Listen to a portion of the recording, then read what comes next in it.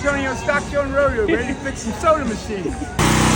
Just got to the account. Definitely got a water leak at the back of this Dr. Pepper valve, dripping. I'm gonna show you how I'm gonna fix that. Cover, loosen the center screw. I'm able to take off the top cover. Then the back block's got two, they call black block shut offs. I'm shutting those off. And then I can pop this up like this to take this valve off. And what you're gonna see is this back block is spraying water out of it. Okay, I'm gonna fix that. But right now, until I get this carburetor shut off and put the valve back on. Underneath here, and I'm just going to use a wire tie to crimp over the water hose so I don't have carbonated water going to my unit.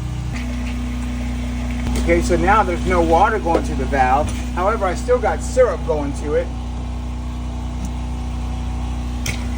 And I'm gonna disconnect that syrup. I'm gonna run it till Big Red runs dry. You gotta do this before you remove the back block. Take off the valve again.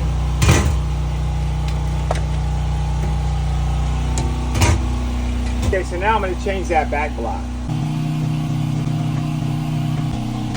Okay, this is what they call a back block. Had a pinhole leak in it. I'm gonna put a new back block on it. Okay, if you look on this back block, there's a little slot right here, and that's where this wire harness goes. The 24-volt wire harness goes. It goes right up through that slot. So you just gotta make sure it's out of the way.